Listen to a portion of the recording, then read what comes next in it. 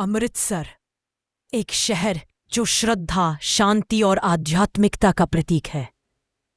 लेकिन इस धरती ने वह घाव भी देखा है जिसकी टीस आज भी इतिहास के पन्नों में गूंजती है। यह कहानी है जालियांवाला बाग की, एक ऐसी घटना जिसने पूरे देश की रूह को हिला दिया। 1919 भारत बदलाव की राह पर था। रोलेट एक्ट के खिलाफ देश भर में असंतोष बढ़ रहा था। अमृतसर की गलियों में बेचैनी फैल रही थी। लोग आवाज उठा रहे थे और हुकूमत उस आवाज को दबाने की कोशिश कर रही थी। 13 अप्रैल 1919 बैसाखी का पावन दिन। लोगों के चेहरे मुस्कान से भरे थे। बच्चे खेल रहे थे, परिवार मेला देखने आए थे। किसी को अंदाजा भी नहीं था कि खुशियों के इस माहौल पर कुछ ही पलों में एक भारी साया छाने वाला है। लेकिन शाम होते होते माहौल बदल गया। संकरी गली से ब्रिटिश फौज बाग की ओर बढ़ रही थी। उनके आगे आगे था जनरल डायर, एक ऐसा नाम जो इतिहास को हमेशा के लिए बदलने वाला था। और अचानक माहौल शांत से उथल पुथल में बदल गया।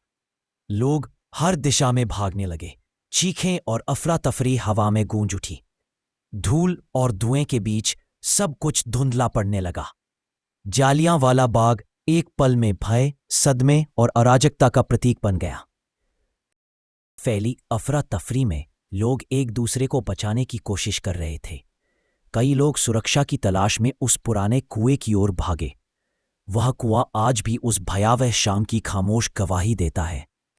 अगली सुबह बाग में पसरी हुई खामोशी रात की चीखों से भी ज्यादा दर्दनाक थी।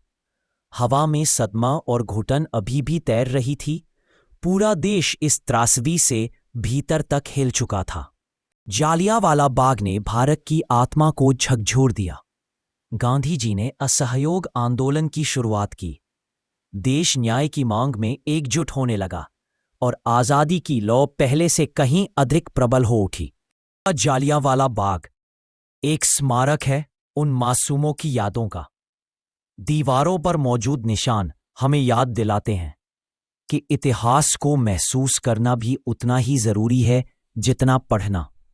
इन वीरों की कुर्बानी को हम कभी नहीं भूल सकते। उन्होंने आजादी की नींव अपने लहू से सींची है।